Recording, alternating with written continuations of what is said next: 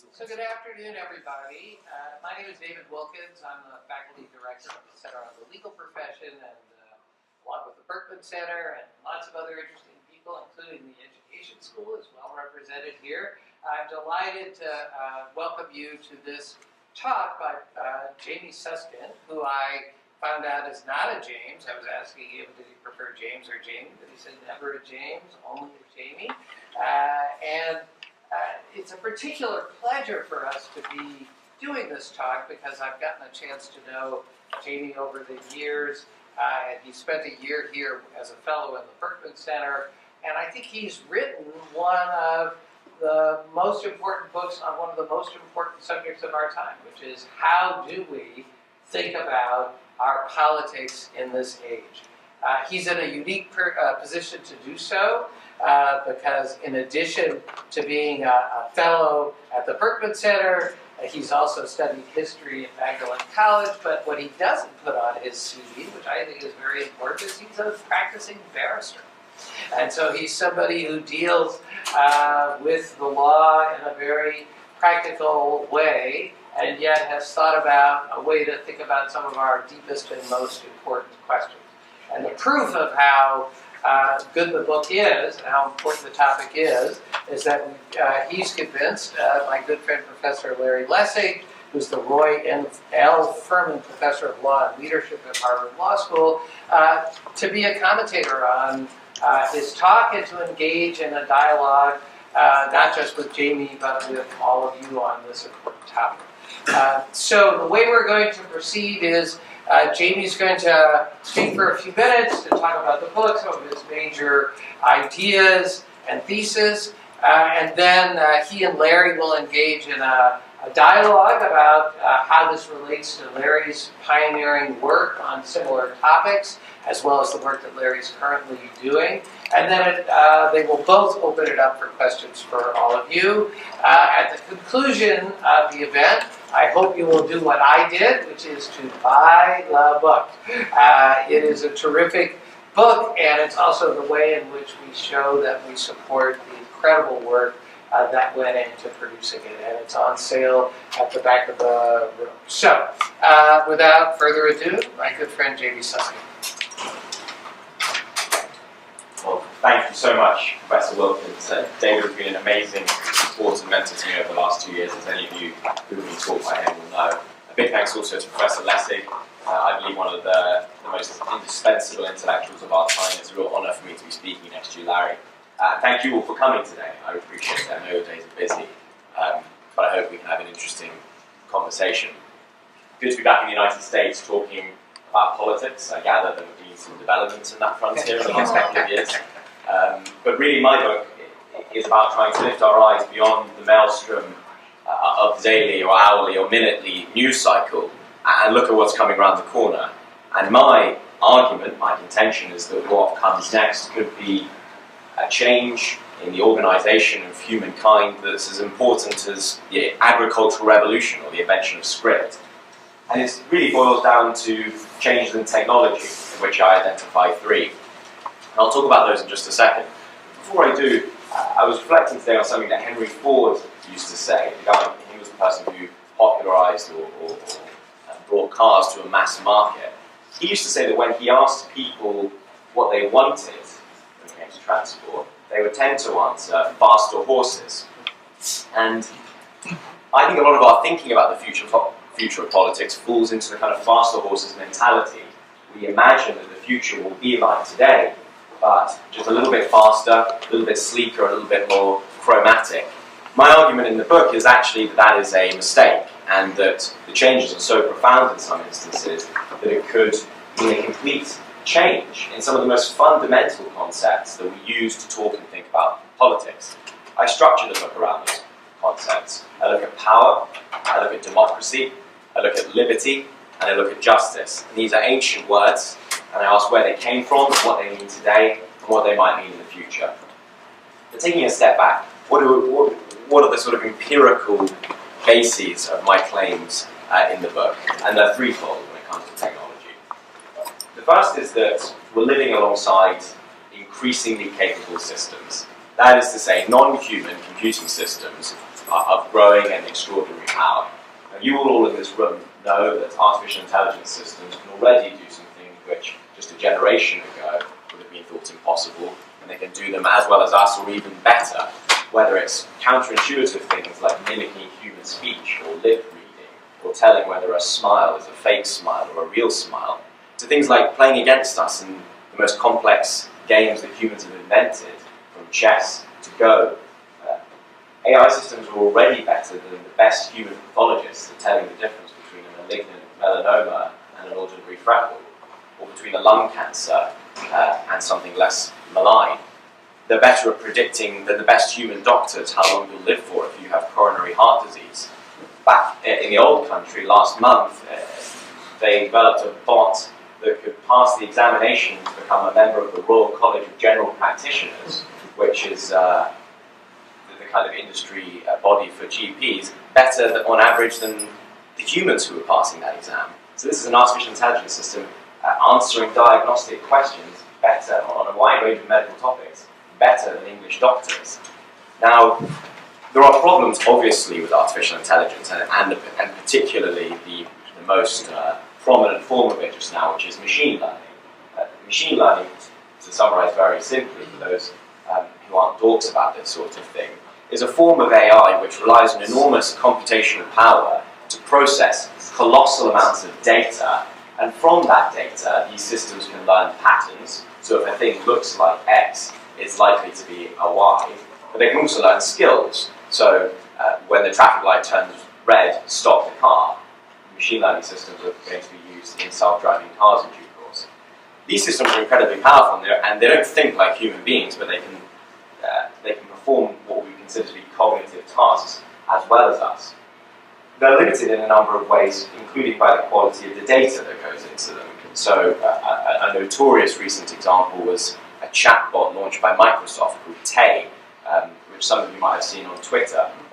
Tay was launched to great fanfare, and it was great. It was meant to be the system that could accurately reflect the voice and intonation of a 17-year-old girl interacting with other Twitter users. The flaw perhaps in the system was that it was to learn in a machine learning sense from the input provided to it by other human Twitter users. I don't know if any of you use Twitter, but the essential result was that 17 hours later, Tay had to be taken down by Microsoft because it had turned into the most awful, racist, highly sexualized monster that Twitter had ever seen. The one tweet that it posted was a picture of Adolf Hitler with underneath it the hashtag swag alert. Tay tweeted another young man on Twitter, hopefully you won't mind a bit of obscenity.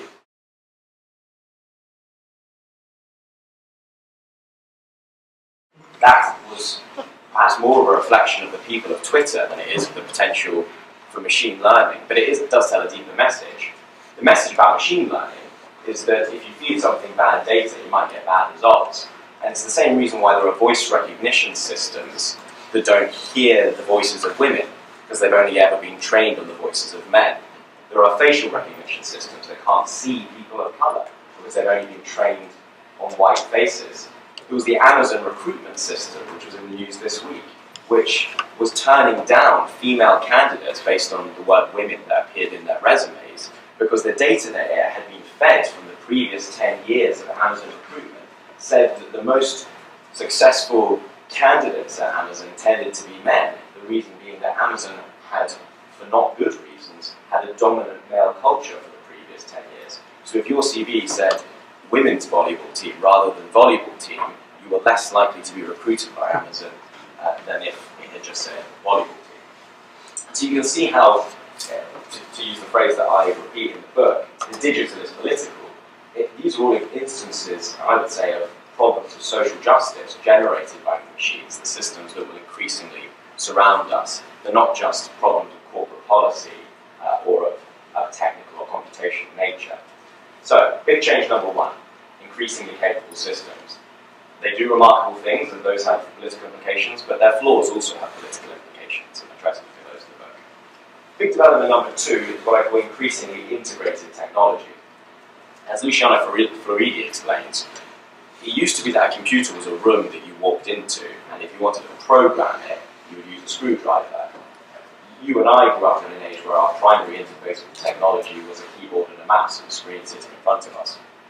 We now live in the age of what's been called the glass slab, where increasingly our technology takes the form of shiny glass slabs with the product and interact with it that way.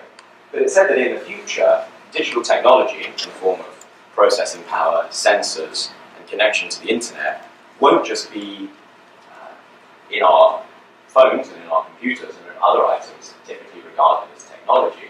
It'll be all around us, in our architecture, in our public spaces in the form of smart cities, in our utilities and appliances, even on our clothing or inside our bodies. And a world in which we are surrounded by technology, particularly technology which, harkening back to the first theme, is increasingly capable and sophisticated, is a very different world from the one we currently live in, because it means that increasingly we're subject to the rules that are contained in the technologies through which we live our lives. And this is actually building on some of the pioneering research that Professor Lessig did 20 years ago. But when you take your first journey in a self-driving car and you ask that vehicle to go over the speed limit, perhaps it's an emergency, perhaps you need to get to the hospital, that vehicle is likely to refuse that command. If you ask it to park illegally, just for a moment, so you can dash into the hospital or dash into the shops, that vehicle might again refuse that command. And when the police car or the police robot comes along and asks you to pull over, your inclination might be to accelerate, but the machine won't listen to you. It will do what it has been programmed to do, which is pull over. And what I think that example shows is that in the future, those who write the code that animates the technologies that surround us will have a pretty significant degree of influence over our lives. You can't get a technology to do something it's not programmed to do. And with the self-driving car example, it raises some interesting moral questions. Should you, as the operator and owner of that vehicle, have the chance to customize it according to your morals and your ethics and norms? Should it be a matter for the tech company itself? Or perhaps it should be a matter for society as a whole? Is this something that these rules that are of such an important nature that we should all decide on them? Take another example, virtual reality systems. A new system came out last month from Oculus, which promises arena-scale experiences. Now, if they're anything like computer games, these systems will soon be used to recreate things like the D-Day landings. So you'll be able to experience in incredible depth what it was like to leave the boats, storm the beaches, experience the blood and the chaos and the drama. And I think probably we would say that that's an acceptable use of that new technology. But there are again interesting moral questions that arise from it. Like, for instance, what if the game gave you the option of being on the other side, defending the beaches? Or what if you wanted to experience what it was like to be a Nazi executioner, or to be a terrorist in the 9/11 attacks, or to do other things that are illegal, like to engage in sexual conduct with a minor in virtual reality? The English legal system, and to an extent the American legal system, is based around the John Stuart Mill's harm principle, that actually you should be allowed to do anything so long as it doesn't cause harm to someone else. And the fact that something's immoral, disgusting, or offensive shouldn't prevent it from happening. I think these are questions we're going to have to revisit in the digital age. And again, the question arises, should that be a matter of policy for Facebook and its lawyers, or for Oculus and its lawyers? Should it be a matter for the individual user? Should it be a matter for the government, for the state? These are political questions we don't, in my view, yet have the answer to. So that's increasingly integrated technology. The idea that actually the distinction between online and offline, cyberspace and real space, and virtual and real, is going to become, if not impossible, certainly less meaningful to distinguish in the future. And that means that the more we're subject to codes, rules, and the rules of technology, the more power, in an old school political sense, those who write that code have. The third major development I talk about is increasingly quantified society. And this is essentially the idea that more and more, partly as a result of the first two factors, everything we do, what we think, what we say, where we go, who we associate with, how we feel at any given time, what we like and dislike, what we care about and what we ignore, these are increasingly caught and captured as data, and stored in permanent or semi-permanent form. And it's said that by 2020, there will be 3 million books worth of information in the world per person on the planet. and that already we are generating more data every 2 hours than humans did from the dawn of civilization until 2003. And it seems to me that if you combine that with old school political principles to do with scrutiny, you have some interesting developments for liberty. It's always been the case that the more we know about someone or something, the more easy it is to influence or manipulate or cause them to change their behaviour. And in many ways, that's the essence of politics. It's certainly the basis of all online advertising, and increasingly all political advertising. Companies gather and harvest a lot of data about us, they bring it all into one place, they feed it through systems, and they target messages at us based on what their algorithms perceive us to care about. And so that obviously gives enormous political power to those who have that at their disposal, but actually being watched and having data gathered about us the whole time has another effect, which is the disciplinary effect. We change our behaviour when we know that we're being watched, or that we know that we're being scrutinised. And just to take a simple example, if you have a self-driving car as your family car, it's very difficult to take a journey to somewhere of which your spouse might disapprove, because that's inevitably going to be logged on that vehicle. And if you take into account the fact that almost everything we do in life is increasingly going to be caught and captured as data, it would seem to me unlikely that social behaviour would stay the same. Since Foucault, we've known that being watched makes us change our behaviour. And in the future, that effect, I argue, is going to be supercharged. So those are the 3 big developments. Increasingly capable systems. Those systems are going to be increasingly integrated into the world around us, and at the same time, we're going to have more and more data gathered about us on a scale which our forebears would have found unimaginable. Now, I argue that it would be, again, strange if the consequences of these colossal changes in the way that we process and communicate information didn't have some effect on the way that we live together. And in the book, as I say, I go through power, I go through democracy, I go through liberty, and I go through justice, and I try to explain in respect of each of them why I think faster horses thinking is no longer acceptable. I'm not going to go through all of them now. I'll just give you the overarching thesis, which is this. Those who control the most powerful systems in the future will increasingly control the rest of us. And the big question of the 20th century was, to what extent should our lives be governed by market forces, or to what extent should they be governed by the state? And that was the great ideological debate that was fought about for 100 years. To my mind, the fight that we will have to have, or the debate that we will have to have, the people in this room, is to what extent should our lives be governed by powerful digital systems, and on what terms? And I argue in the book that, as things stand, digital systems stand to benefit 2 groups in particular in society. One is the tech firms that own and control them, which I think if we project into the future will be significantly more powerful in a purely political sense than they are today. And the second is governments, who seek to either develop technologies themselves, co-opt the technologies of private tech firms, and where the tech firms refuse to hack and use and manipulate those technologies for their own ends, regardless. And I think if you want an example of a country that is leaning more towards the state side, you look at China. I think if you want a country that's leaning currently more towards the tech firm side, you look at the United States. But I think the big political clash in the next 30 or 40 years is going to be between those who own and develop these technologies and the states which may start out seeking to regulate them for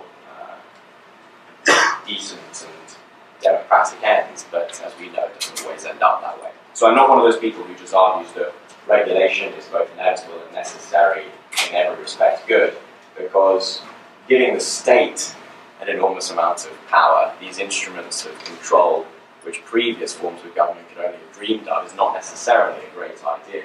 But we're going to have to find a balance. And the call to action in the book is rooted in a story that dates back to the 19th century. And it's the story of a meeting between William Gladstone, who's one of our great prime ministers of the UK, and Michael Faraday, one of our most brilliant scientists. Normally when I give this talk to an English audience, people nod and they at least pretend to know who they are. I appreciate a slightly parochial tale, but they're a big deal where I come. And Faraday was showing Gladstone, and you should imagine Gladstone as a sort of grumpy, cantankerous, brilliant Victorian headmaster, and Faraday, the enthusiastic scientist, showing him the invention of electricity. And Gladstone was sort of looking at it quizzically and saying, well, it's all very interesting with Faraday, but what does it do?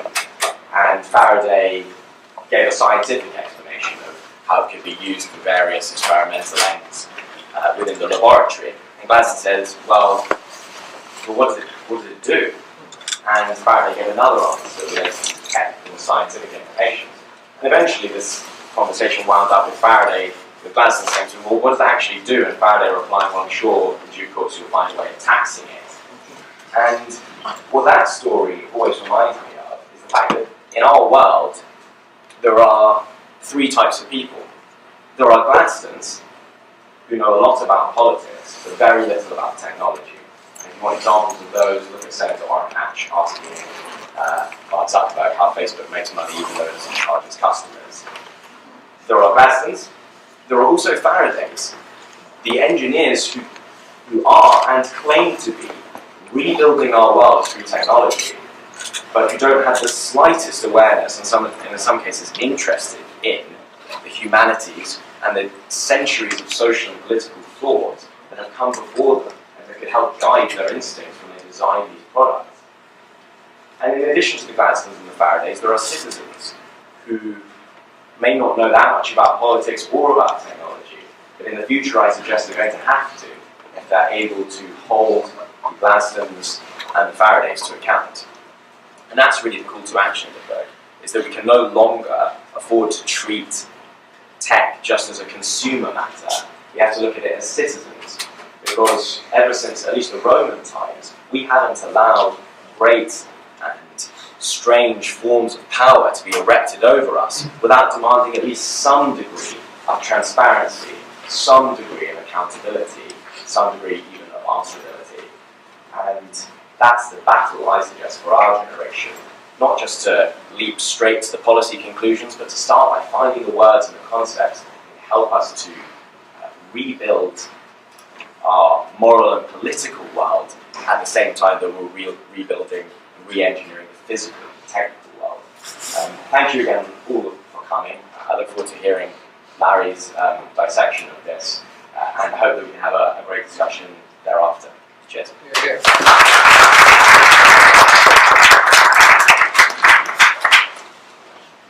So I had the great fortune of being in New York in the fall of 2015, and I needed a birthday present for my wife, who was coming to visit for the weekend.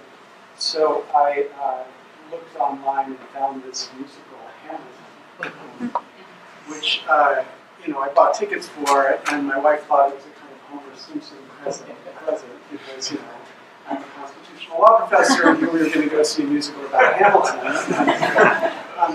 And of course, after that musical, after seeing that musical, I became convinced it was one of the greatest contributions to American culture in a generation or two. And I proselytized this work all over the place. And of course, now it's common knowledge, even though back then, when you said, go see a musical about Hamilton, it was not clear what I would be convincing you to see. So I want to say that's the same about this book. I am absolutely convinced that 10 years from now, or 5 years from now to be optimistic, we'll look back at this book as one of the works that changed fundamentally how we saw the nature of the problem. And that is really the critical thing to be done right now. Because I love the framing of the faster horses, because absolutely in every domain of public and private life, our way of thinking about this problem has been the faster horses problem. And the lack of urgency for reconceptualizing what this problem is terrifying, I think, to, I'm sure, you and to others who've been in the middle of this, because this really is one of those moments where if we don't catch up quick, there is an extraordinary amount that's going to be lost. And I have these experiences, like I've trained myself to notice these experiences more and more in daily life. So today, we went away, my family and I went away on sabbatical. We sold our cars. We came back and decided to try to live without cars. And of course, that makes us dependent on institutions like Uber. And of course, and I will say right now, it's been absolutely beautiful to live without cars, and I would commend it to everybody. But I had this experience of like dealing with the AI in Uber. Because, every time you open up Uber, it gives you a price. And Uber, for a while, was selling these packages where you could get low-price commute. So I would get low-price commuting, and then it stopped offering me the packages for low-price commuting, and the prices would be going up for the same day, the same trip. And I increasingly realized I was being gamed by Uber. Like, it was testing what price I was willing to pay by, like, refusing me the discounts and, like... So I began to game Uber back. Like, I will systematically, like, open up Uber and ask for a car and then just not take it. So that, Uber thinks I've been dissuaded from the fact that... And I realize it's absurd that I am spending my time gaming the AI to be able to take a car. But this is the world we are inhabiting right now. Or another example, a friend of mine sent me a link to testimony I gave in 1998 I think before the Commerce Committee about privacy. And the testimony begins with me giving this long soliloquy about life in the Soviet Union. And I said, life in the Soviet Union was one where you knew you were persistently being watched. No matter where you went, you knew you were being watched. And so you had to adjust your life to knowing where you'd be watched. So you'd have to have conversations in parks, and you'd use public telephones, and how this changes the behavior of everyone because you're persistently being watched. Of course, you can't blame the Soviets because they don't have a democracy. They can't do anything about it. They couldn't do anything about it. But in a democracy, we could do something about it. And the person sent this to me because he said, what descriptions of the Soviets are not true of Americans today? I mean, if 20 years ago you had said to David or me, we would be living in a society where it was literally almost impossible for you to escape surveillance. Like, your phone knows where you are, your credit cards report where you are. Like, everything you do is being monitored in your city, in London.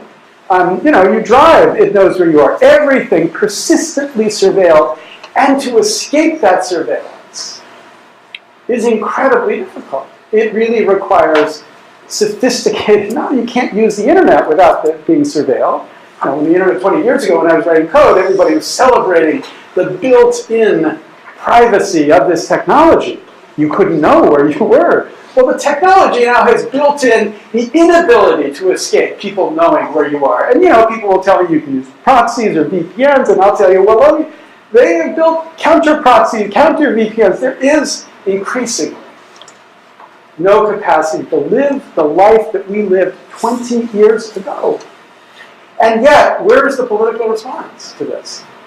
You've got, as you commented, senators in the United States Senate don't even understand how Facebook makes money, right? You've got no political capacity to engage and to respond to this. So I think there is an incredible urgency that we have not yet begun to trigger that recognition of the urgency. And there's an extraordinary amount in this book. I want to pick out 3 things you really didn't bring out that I want to surface because I think they're really the hardest problems and incredibly interesting. So one of them is about the future of work. What I love about the book is you first of all advertise your sibling who's an expert in this, and you're just a lawyer, so not.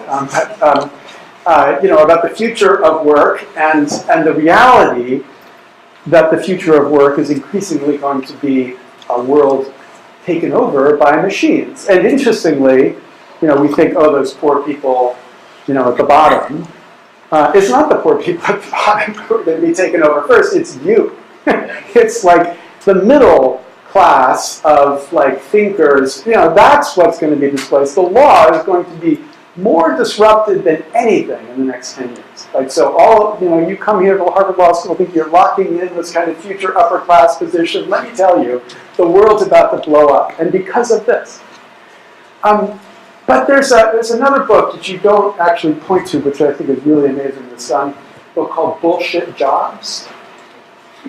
So bullshit jobs, this concept of bullshit jobs is, a sociologist describes a job which you yourself believe contributes nothing to the world, or maybe harms the world. So that's the category. You yourself, holding the job, believe it's doing no good. And then he surveys and he finds between 20 and 40% of people think they have bullshit jobs. So subjectively, 20 to 40% of people think they have bullshit jobs. And when I read this, it was this moment of it was a moment of reflection of the great social injustice of the world I live in, right? Because I go to work every day, and I think I have the greatest job I possibly could have. I have enormous faith and happiness about the work that I do. Getting to teach, getting to write, getting to read. But, one office over, there's an assistant who's like doing a job where most of the day he or she is thinking, this is bullshit. I'm wasting my life. I got a master's degree and this is what I'm doing. And you just think of the subjective experience of like being in a world where you are flourishing. I'm not a billionaire. It's not the billionaire versus poor difference. It's the flourishing, meaningful work versus completely meaningless work, or work that you subjectively think is meaningless. And again, it's not class-based. Like the person cleaning the classrooms, that person's not doing a bullshit job. That's a real job. The person collecting trash, that's not bullshit. That's a real job. But the person who's like pretending to work while most of the day he or she's on Facebook, that's a bullshit job. And that person subjectively experiences it like that. And this is part of the urgency for dealing with this problem, because if we don't find a way to get to a world where people aren't compelled by the belief that the only way you matter is if you work 40 or 50 hours a week, if we don't get to the world where we've given up that belief, we are going to produce a world where there's an extraordinary number of people who are deeply angry with the reality they occupy, right? And so we could move to a world where if these basic things were taken care of, like you've described UBI and basic infrastructures to make sure that all of us could survive in a comfortable, happy way, and then you ask people to work on top of that, most people won't work 40 hours, but people will begin to find meaningful, engaged work, which gives them the experience of liberty. And that's a core value, which I think in this world we completely do. So I think work is a really important category that you haven't talked about here, but I think it would be great to talk about. The second is in democracy. So Jamie talks about different kinds of democracy, deliberative democracy, which I'm really a fan of, direct democracy, wiki democracy. And the challenges that each of these conceptions of democracy now will face in this increasingly AI-driven, algorithmically driven world. I think there's one really interesting assumption, though, that I want to challenge and I think we need to think about. In most of the reflection that people have about the problem of democracy, the reflection is of the form, boy, we've become really stupid. We the people have become really stupid. By which people really mean ignorant, they don't mean stupid. They just don't know anything. And they don't know anything not because they haven't heard lots of things, but because epistemically we have begun to create fragmented, separated worlds. So a huge chunk of America that lives in the Fox News or Breitbart news world knows lots of things, they just are different from the things that people who occupy the New York Times or the MSNBC world know. And that difference challenges, as Jamie described very powerfully, the capacity for democracy. Right? Because if we're not addressing the same problems with the same set of assumptions about the way the world is, we can't solve the same problems. And that's perfected.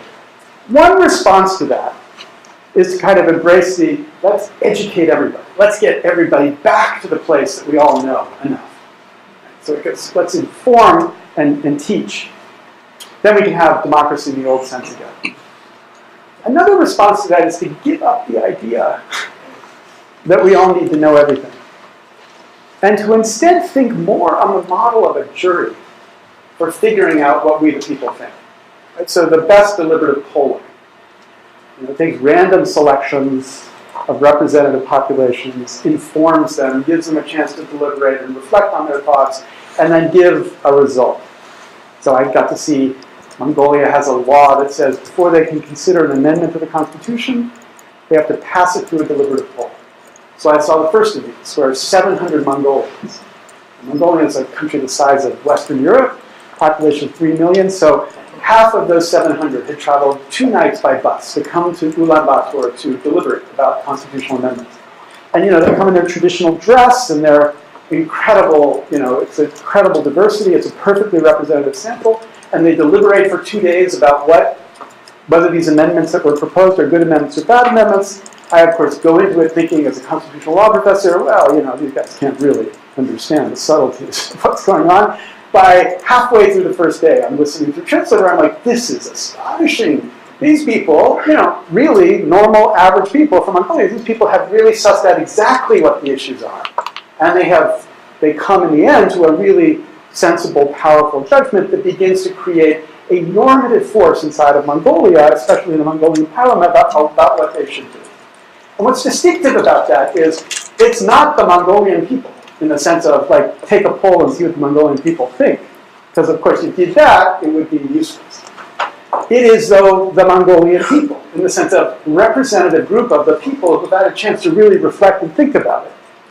And when you ask, why don't they have some authority, your first instinct might be, well, because not everyone gets to be part of that. But then come back as lawyers and think about, why do we give juries authority? I don't have a right to sit on a jury, yet that jury gets to condemn this person to death or not, or tax, Exxon for $40 billion or not. That's a huge power that subset of us has.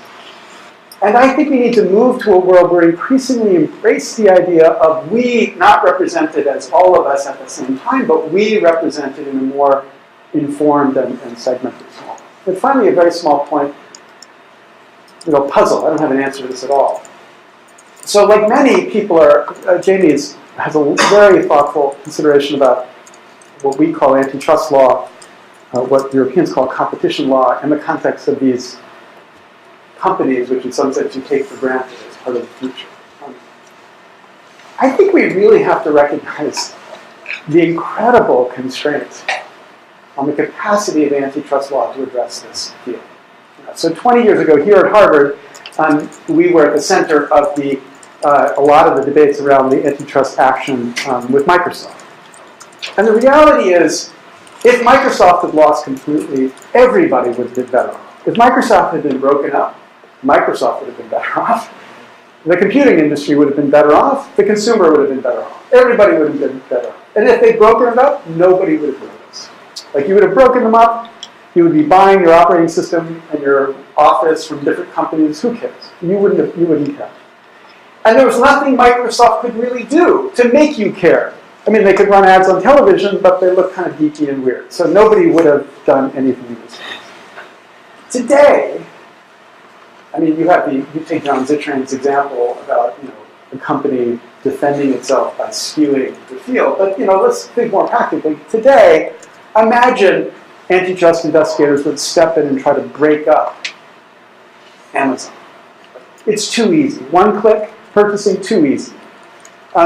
And takes any step to make it less efficient for you to experience the internet. It would take a nanosecond for them to trigger an enormous political response to that. What are you mucking up my internet for, right? And so the ability of government regulators to actually do something about this problem now is already incredibly small.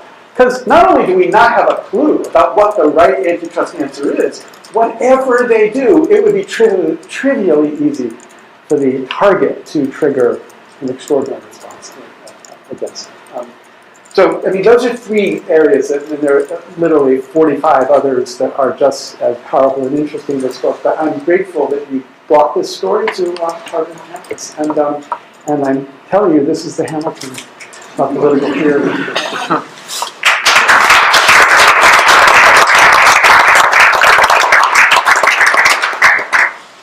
Well, folks, does anyone have any thoughts or questions or contributions they want to make based on what you've heard? Yes. Thank you so much for your lovely presentations. I'm going to start by saying that I'm a scholar, visiting scholar from the Netherlands, and I'm going to say that because 2 weeks ago I was in the Netherlands and I ordered your book online, and then I ended up listening to you talk about your work before I actually got the book in physical shape. Sorry to hear that. No, but so I'm saying that it's actually a very good thing that I actually wanted to hear you speak about the work that you've done. I was wondering if I can just play the devil's advocate a bit, and then basically ask you about, you were both saying that we're experiencing all of these dramatic changes in society, and I completely agree. So it's really impossible to live the life that we have been living decades ago, even 10 years ago. But when it comes to what we should do about that, I would like to ask you about what about everything that we don't know about all of these developments. You were giving the example of the targeting messages that became that were the focus of the Cambridge scandal, the targeting messages on Facebook. We have this academic work by Lessig, right, that you could actually use Facebook data to predict behavior from social media, but there's no evidence that actually this entire political targeting worked. There's no evidence that if we're going to have a specific type of policy, is going to lead to a specific direction. I don't know if that makes sense. So what I'm trying to say here is there's a lot of uncertainty about all of the technologies that you have been working with and that you have been writing about. And the question is, what do we do about all of these things that we don't know? Well, I think it's a really difficult question. I do think there is an answer, but I don't think it's an easy answer. First of all, let's see if we can agree that there is an issue that technology is giving certain groups an enormous amount of power in society, and that's something that we might want to do something about. Perhaps we disagree on the empirical state of the art just now, but if we step back and look at the general picture, I would say it is one of rapid technological development, and the capacities of these systems are impressive. That being the case, what are we going to do about it? Well, in a sense, it's the question that humans have always asked. It's a bit like when workers in Victorian times said, well, I'm just one worker. What can I do about my poverty wages or my lack of rights? Because if I don't turn up to work tomorrow, the employer's not going to care or notice and give my job to someone else.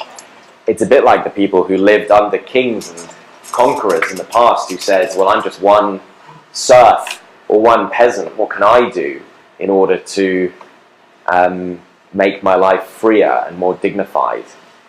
And the answer to these is that they are essentially political questions. They are problems of collective action which require a critical mass of people within a given society to know about a problem, to care about a problem, to demand change in relation to a problem, and to try and act in some respect a concerted manner. Now, the reason I don't mind giving such a big, broad, and frankly useless answer is because we're so far back in that process that the finishing line isn't even within sight. As you say, most people aren't even aware of the effects of technology just now, let alone what they might be like in 10 years. Most of us look at technology as consumers rather than as citizens. And my hope is that in the future, we will come to regard this issue as an issue carrying the political salience that it does have. And through the institutions that Larry and I both have faith in and wonder about and try to probe and care about improving, we can bring about some kind of change. But it's the challenge of a generation, and I don't shrink from saying that. I don't think it is just a matter of getting Congress to pass a law or educating children in schools about how to write code. It's much deeper than that. Just a thought following up. What can a subject matter expert do to better communicate to either a layperson or politicians how what they perceive the roadmap to some new capability might look like in explaining new technological change? What's your subject matter? I'm curious about open source medical devices, but I'm more just kind of curious what the security aspect. Not on medical devices. Well, I mean, I again have this sense that we are so far back that you're asking a question that's a little premature. I mean, for example, so here in the law school, you know, a generation or two generations ago, the law recognized how central economics was to the law. And American law schools very quickly integrated economics as a central framework to legal thinking. Not in a crude sense, that you just ask the economist and you do what the economist says, but use economics to think about the way law operates. And we reorganize so much of law around the economic paradigm. And if you graduate from the Harvard Law School and you can't talk about costs or efficient Pareto optimality or how to think about transaction costs as it relates to different rules of the law, then you just have failed. You don't understand what you were here for. I think we need a similar paradigm of technology inside of the law. I think it's not that lawyers became economists, and I don't think lawyers should become coders, but they need to understand the capacity, the choices or the trade-offs, the opportunities of these law-like structures called code, and what the trade-offs are for different such opportunities. So, you think about the problem of privacy. If you think in the crude way the debate now exists, like it's privacy or security, you can pick. You can either have a world with lots of privacy and lots of terrorists, or a world with little privacy and no terrorists, and that's your choice. If that's trade-off, most people, I think, rationally go to the world with no privacy no privacy and no terrorists. But if you know anything about the technology, you know that that's a really simplified dilemma. Like there's architectures for privacy that can in some sense give us both. And if you as a lawyer don't understand that, and you start talking about policy that is on this simple dimension, you just failed as a lawyer to think through a deep problem of regulation. And so I think until Harvard Law students in their first year have been deeply embedded in the understanding of the trade-offs and potentials, the affordances and the restrictions of technology, until that's a normal part of the curriculum, we're not going to be at the place where we can address your question properly. And obviously we're far from that place, even at a place like the Harvard Law School.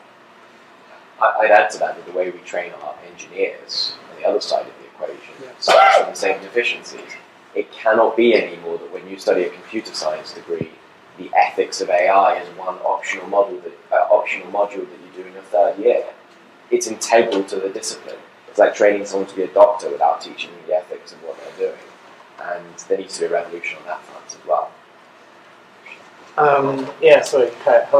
Thank you for taking my question. I'm a student here at the Harvard Kennedy School, and I'm a trained engineer and humble data scientist, and also a citizen. So I'm happy to that you recognize that, in fact, the ethics of AI is not completely absent from the training of engineers and data scientists.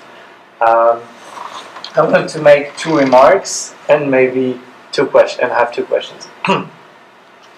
My first remark was very short. I think you give perhaps too much power to the people who build the algorithms. Like today, the algorithms are black box, regardless of who built them. But the power lies in the platforms that do have a monopoly, as Professor Lessig recalled, and also a bit in ourselves who use them. So that was just one remark. Like you can download any machine learning algorithm online, and everybody will more or less use the same. My second remark is I acknowledge, and that's sad, that we have a limited prediction capability. Or we are only able to predict based on small facts and to draw a trend. And perhaps all what we're discussing about will not happen. So I just want to acknowledge that. That being said, I have two questions. So since you are a history major, I was recalling that before there was the fundamental shift to democracy after the Enlightenment. There were the Enlightenment philosophers that shaped this thought. during a long time. And I wanted to ask you, who do you think are today's Enlightenment philosophers that can guide us towards a new era, if there is what's supposed to be? And my second question was, on the democracy side, given that technology perturbates the fundamental assumptions that if everybody votes, the outcome will benefit the people, do you still think that government is the right form of governance? Do you think that there is, on top of the discussion about there is a democracy and there is an administration, do you think that there is a fundamental shift we should consider in how countries are ruled and organized? Take off the phone. Okay.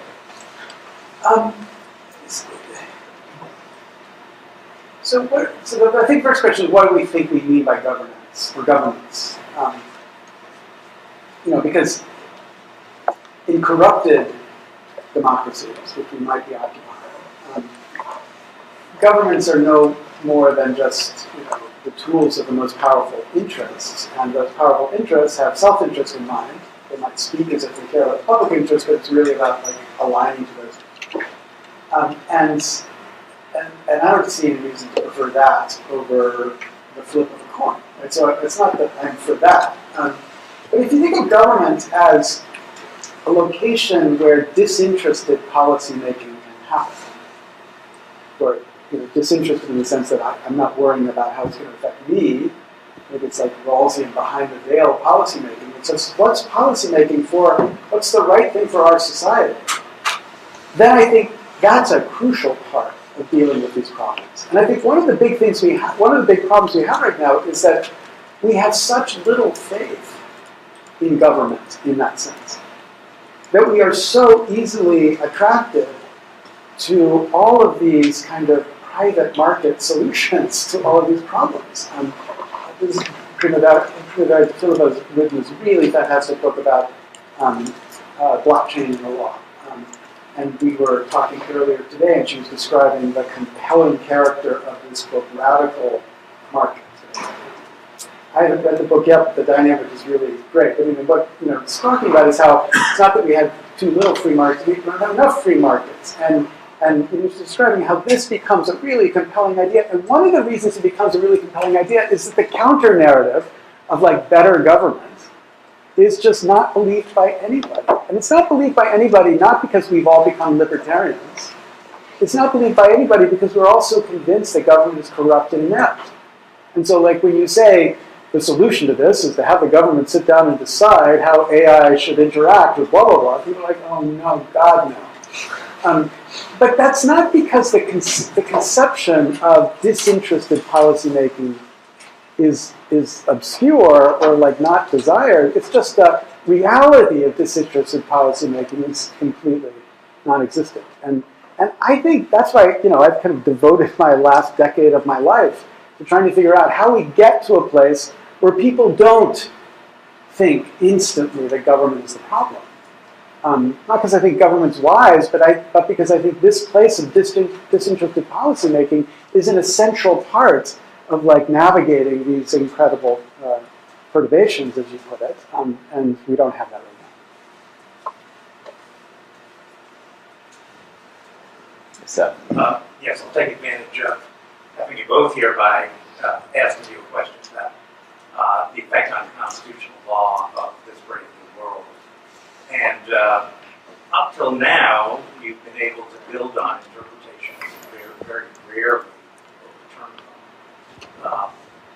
It sounds like things will happen so rapidly that I wonder whether you have an opinion about the normative merits and the viability of things like the First Amendment, the Fourth Amendment. I ask this because I know, for example, the right to be forgotten has huge implications on First Amendment journalism and surveillance. In plain view, at least, has huge implications on spitting out probable cause. And it seems that in many respects, the interpretations of these amendments will no longer apply to the future as you lay it out. So I'm wondering what you think of a constitution that's lasted all this time, can last and be a good guidance into the future. I'm glad you asked that question, because one of the things that I found to my advantage when I was writing this book was my comparative lack of knowledge and understanding of the US Constitution. And the reason I say that is because although the more I've learned about it, the more I realize the genius of it, it doesn't always help an intellectual discussion to take it back to a particular constitution developed at a particular point in time in a particular country. Lawyers love to find ways of adapting new problems and difficulties to old language and text. It's not that we don't have it in Europe. In the UK, we don't have a written codified constitution of the same kind. We do have some laws that have a similar stature, like human rights laws. But a lot of the time what the courts are taxed with now is trying to decide whether a particular form of online activity falls under their heading of speech. I don't know if that's something that happens here as well. Or whether a particular intrusion or gathering of data about someone constitutes a breach of their privacy as defined in whatever statute the human rights law is contained in.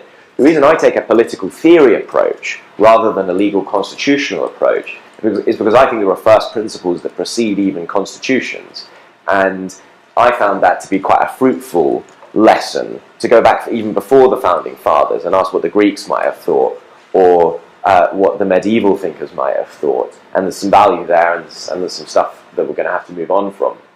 So Professor Lessig there's no better person to ask about the, in respect to the US Constitution. But all I would say is that there's so much learning out there that isn't contained in constitutions and the jurisprudence relating to constitutions. And to my mind, the challenge of our generation demands an intellectual flexibility beyond that of the ordinary lawyer, even the great constitutional lawyer.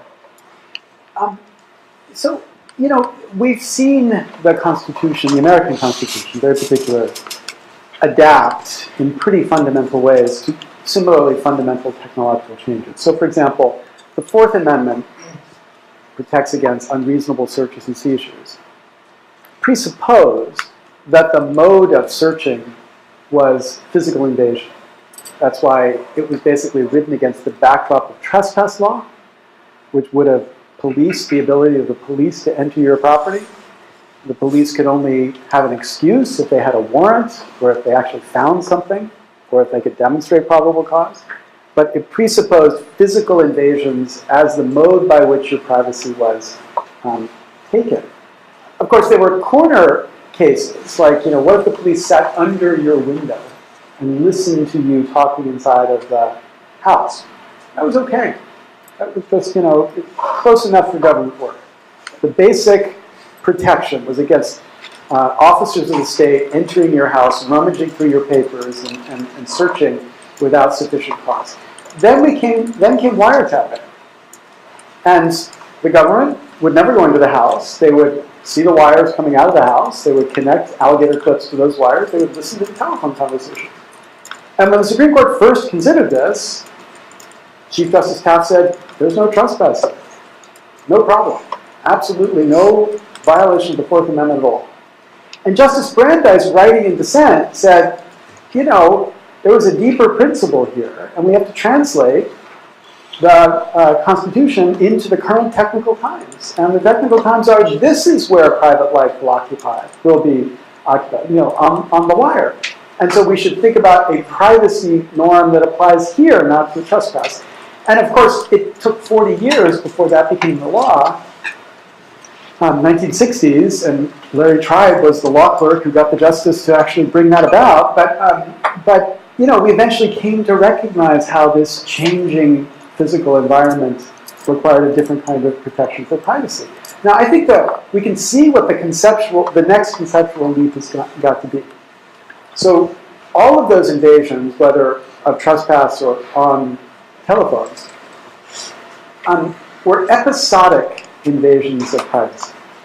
Like, there are particular times when the police decided they were going to come into your house to search. And what we know about the future is that there will be persistent surveillance. It's not episodic at all. They're gathering everything. depending on who you believe, whether Edward Snowden or somebody else, right now everything is being gathered, just stored. And so that's persistent surveillance. And the question is, how do you protect privacy in the world of persistent surveillance? You're not persistently going to get a warrant every single second for every single, tens of millions of searches you're doing. So, what is the structure of protection that's going to be necessary there? And I don't think the fact that the Constitution was written this part of the Constitution was written in 1791 is going to constrain the capacity of the court to address that in an appropriately creative way, if at least we could get over the kind of brain-dead assumption that, the only thing that we should do is what people in 1791 did.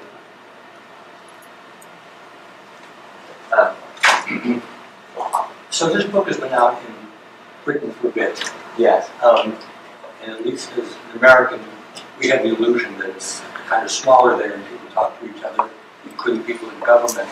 I'm interested in what sorts of things in the argument you put forth are understood pretty quickly to get people's attention, the Gladstone issue, as opposed to things which, for whatever reason, you have a lot of difficulty conveying.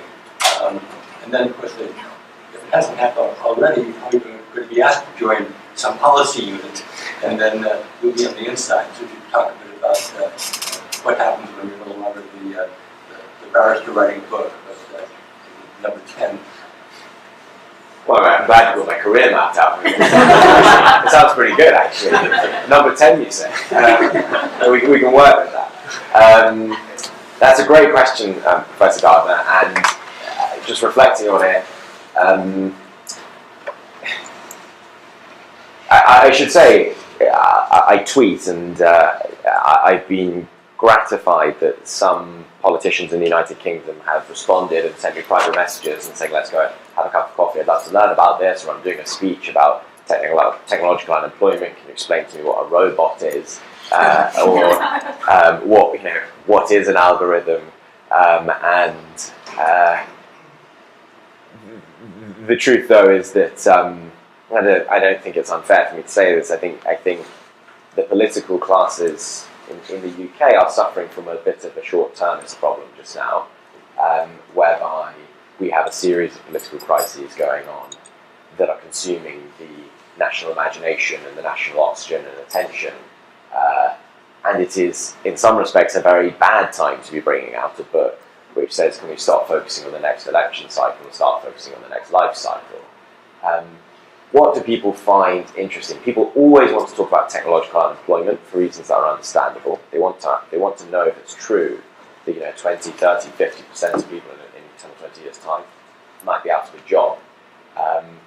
That said, I think there's still a lazy assumption out there that, and Professor Lessig hinted at this, that it's the kind of the less educated jobs that will go first. It's not. It's much easier to automate the job of a lawyer than it is of a hairdresser or makeup artist.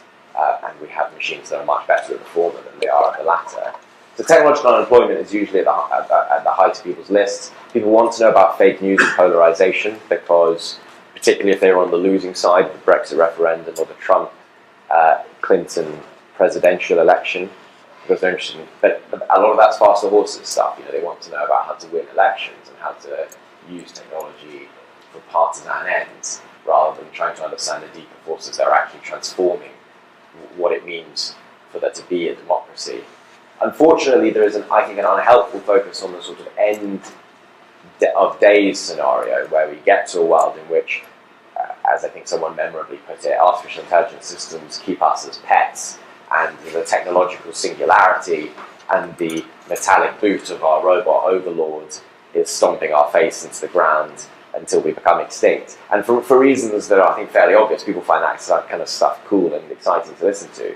But there is this interim period in which we are currently living, where technologies are not yet that powerful, but they are owned and controlled by human beings, and they are altering the power dynamics of society as we currently live in it and experience it, which in some respects is more boring. People don't really want to talk about algorithmic discrimination and algorithmic bias, which I think is a big, big, big issue.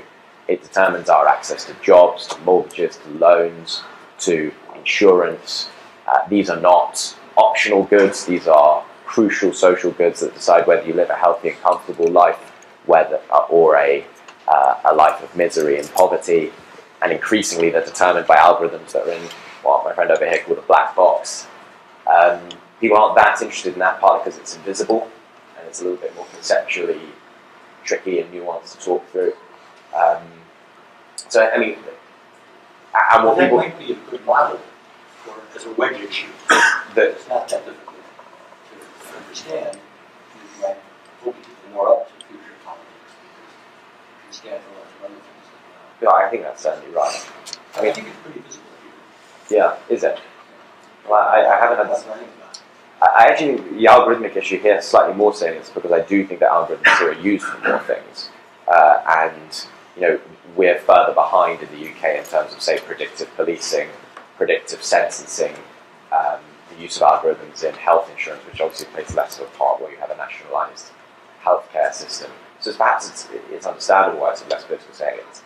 The big issue that I talk about in the book that really people aren't that interested in is the issue of freedom.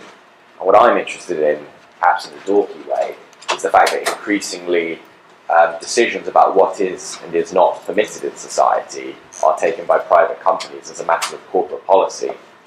And I think people get this when it comes to the issue of freedom of speech, because they see people being banned from Twitter, or they see Facebook's news algorithm promoting certain bits over others. And I see that as a freedom issue as much as anything else.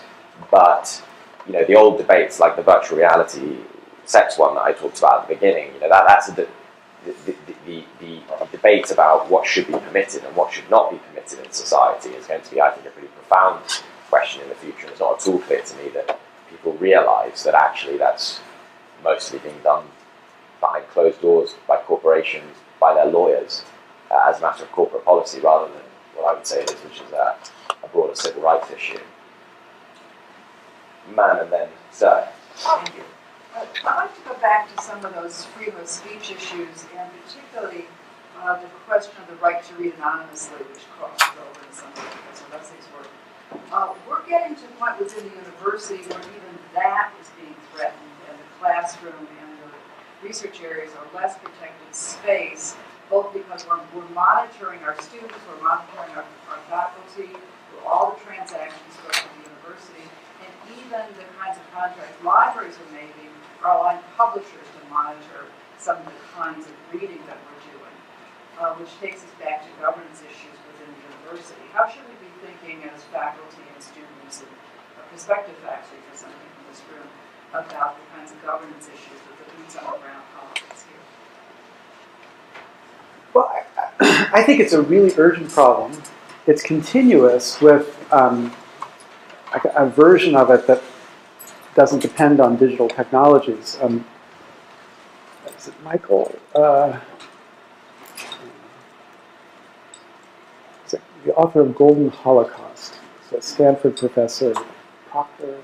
Anyway, it's about cigarettes and the tobacco industry.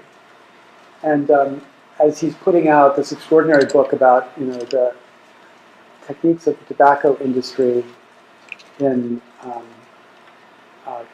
addicting the world and exploiting that addiction, the tobacco industry began to be incredibly anxious about this research and filed lawsuit after lawsuit against him and demanded that Stanford force him to turn over drafts of the books. You know, the book is one thing, but the idea of drafts of the books and then correspondence with different people, emails with different people he had in the process of, all for the purpose of creating an attack on the ultimate work, which of course, you know, if people got to see the drafts of your work, it would be a nightmare. And what was most frustrating was the reluctance of the Stanford General Counsel's office to like jump right in and say, hell no, this is not going to be allowed to happen, because they just didn't want to be on the wrong side of the lawsuit. And so I think that we need to develop a richer sense of privilege and immunity. And the mere fact that there's a record searchable doesn't mean it's a record that should be able to be searched. And yet we don't have any of that right now. The law basically takes it for granted that if it's there and it's relevant, then I'm allowed to get it. Whether it's your GPS on your car telling you where you were, and who you were seeing, or my email records, or the drafts on my hard disk. And so yes, that's a enormous one more enormous public policy problem that we've not yet begun to grapple with.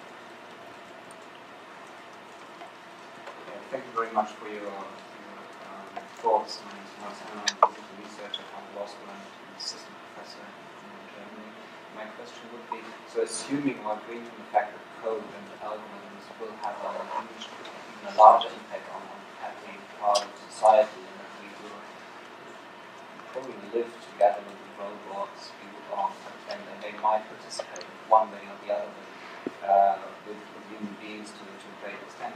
Who should, from your perspective, be the one who should do the society impact assessment? You're basically arguing for, and I totally agree with that. So every regulator at every stage is something that should be aimed for at international level at some point. Is there sort of this idea, so should we think about the idea that not everyone in the world will have the same approach, obviously, to these questions? You mentioned the virtual reality question. You could also name for the autonomous weapon systems. So my question would be, what sort of if regulation is a sensible thing you think about, at which level can that be done by classical regulators, or should it be sort of an open source approach, looking for the design of algorithmic certificates for specific purposes and for any potential use? Who gets the job done in the 21st century? So I think there's an intellectual question there, and then there's a political legal question. The intellectual question, I think, is very interesting, which is that certainly I think different legal and philosophical traditions are going to approach these new technologies in different ways, and we already see that. And what I've tried to do in this book is draw on the kind of orthodox Western canon of thought to suggest some ideas.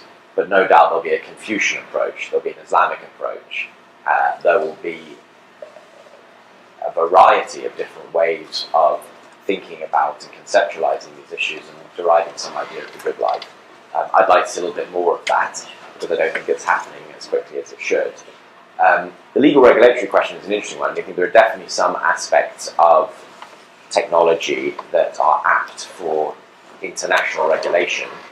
The use of data is a good one, for example. And in Europe we have the General Data Protection Regulation, which is not a perfect law, but it is a way of controlling how data is used across tens of different countries. And that's, in its own exceptionally boring way, a pioneering piece of regulation.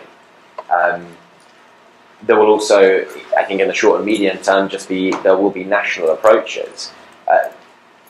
One thing that I say, and I've been saying a lot on this book tour, is that I think it would help if America took a lead, because a lot of the companies are based here. They are staffed by Americans or people who have lived in America or studied here.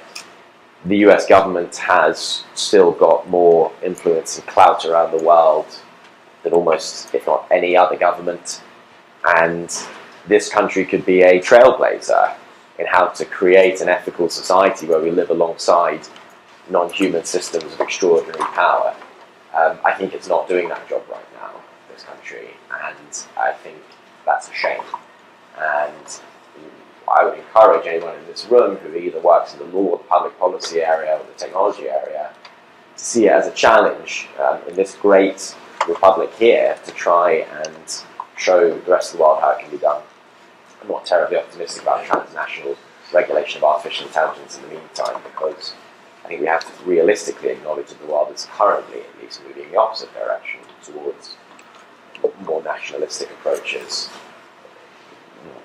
which I'm sure a lot of people in this room and in this university would find uncomfortable for reasons that are understandable, but it's the way the world is. It doesn't mean you can't regulate technology well in individual countries, though.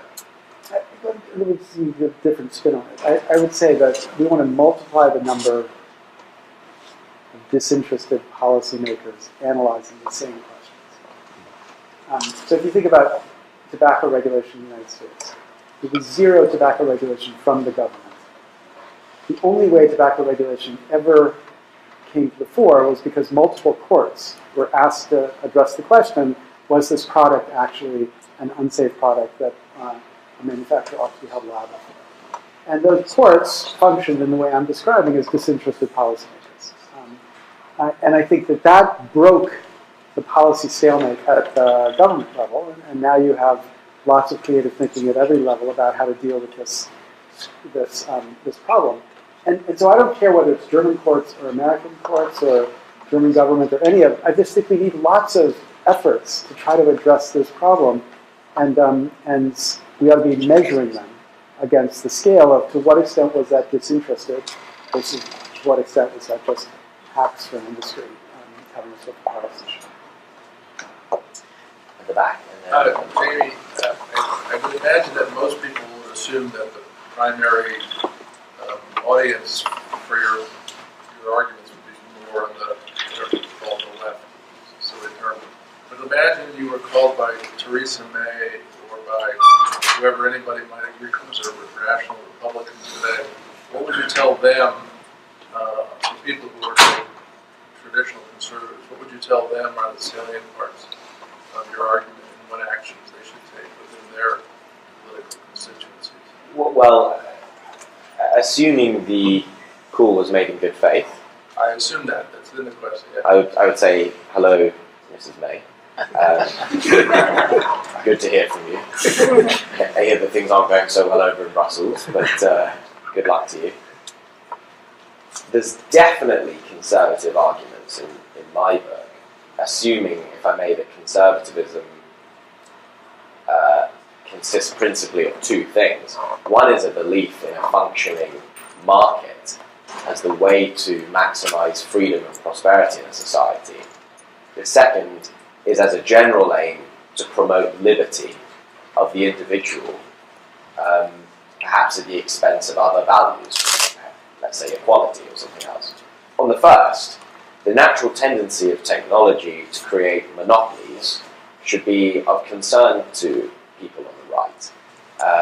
Network effects mean that if you and I tomorrow created a system that was like Facebook but 1,000,000 times better, but it was just you and I on it, that system would have no value compared to Facebook, which was inferior in every way but has 1 billion users. And when Google says that competition is only a click away, I think they're wrong, but even if they were right, the tendency would be for a monopoly simply to replace that monopoly. So if you care about functioning markets as opposed to markets that are in the capture, and incidentally it's not just technology companies, but the general trend in American economic life is towards the concentration of economic power in a few hands. And there's certainly a Republican tradition here, reaching back to Teddy Roosevelt, that is opposed to that. From an economic perspective, I think it's a no-brainer. From a political perspective, if you care about individual liberty and freedom of speech and freedom of conscience, then you need to look at the technologies through which we exercise those things. We are each reliant on technology almost exclusively to present us with information about the world beyond our immediate perception. Whether that's with the news that we are given, when we exercise a search function, increasingly when we use augmented reality, which literally filters the world at source. And the slice of reality that we are presented with is one of the most crucial determinants of who we are, and what we think, and what we care about. If something's literally removed from the political agenda, or made out to be disgusting or gross or wrong or bad, then it has an effect on the way that our minds and our consciences function. And if you're truly committed to a world in which each individual is able to actualize themselves, consider rationally their version of the good life and pursue it, then a world in which what I call the means of perception control are held by a relatively small number of people in an unregulated fashion and in a way that is not transparent to the people who use it, that world should be of concern to you. Likewise, the freedom to move will increasingly be determined by the technologies through which we exercise it, whether it's a self-driving car or whatever else comes next. The freedom of speech, particularly meaningful political speech, is increasingly exercised on online platforms, which are like privatized clubs where the rules are set by the people who own them according to the logic of the market and not necessarily the logic of the forum or of democratic deliberation. So to my conservative friends, of whom I have some, I would say, if you care about a functioning marketplace, and if you care about maximizing individual liberty, there are at least some chapters in this book that might appeal to you. Maybe just flick over the bits which talk about nationalizing data or servers. Carl Rove used to talk about the Leave Us Alone coalition, so you would add Google and Facebook to the things to be left alone. I'd be interested to know how that philosophy applies in the modern day. It's an interesting challenge. Sarah and then Primavera. I'm the executive director of the center, and I just want to have a couple of corporate housekeeping things. First of all, thank you to both of you for doing this. I want to remind everybody books are still available in the back if you want to buy a book, and hopefully we'll have time for you to sign it afterwards. So I don't know if there's a class in here afterwards, but I'm cognizant of our time until 5 o'clock. So I'm going to ask one question. Mm-hmm. I'll defer to my colleague to my left. Given in the next 21 days, the United States is probably going to have one of its most historic midterms that it has probably had in 20 years. And we've lived through one of the most difficult periods in the last 2 years, if not the last 6 weeks. What gives you any sense, and this is a question for both Professor Lessig and yourself, what gives you any sense of optimism? Because it seems like to me there's an assumption that there's hope out there in the world, other than Mongolia, but there's hope that we want to be a better society, that the United States wants to be a better republic. What evidence of there is that? Thank you, sir. Primavera, do you want to ask your question? Yeah, I think it's a good complementary question. I haven't read the book yet, but from the conversation it seems that you're saying that the discussion of the politics is shifting towards whether technology should be owned by the state or whether technology should be owned by the private sector, which seems like basically either we are controlled and surveyed by one or by the other. So I was wondering whether you see that there is the civil society actually as a whole, is there a third situation in which actually we can develop technologies which are controlled neither by the government nor by the private sector, but which actually have interests which are more aligned with the citizen. And then the other question, which is a little note of optimism, I would say, so it seems like you talk a lot about how technology is actually having this negative effect on the current state of politics, which is already not the best. What do you have you have an opinion in terms of, can we actually also try and figure out how technology could be used as a tool to somehow improve this current state and providing more transparency and things like this? I don't have an answer to your question, Primavera, because I'm stuck on the hope question.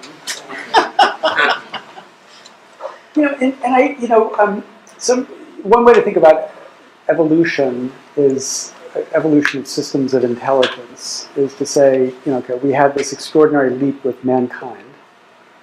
We were like a jump over. But then you can think about corporations are a system of intelligence. And they do a bunch of things better than we do. And AI is a system of intelligence that does a bunch of things better than corporations do. And we're kind of just waking up to the fact that our overlords are already ahead of us at the moment when our only mode of reacting, governance, has already been taken over by them. The corporations already control the systems of governance.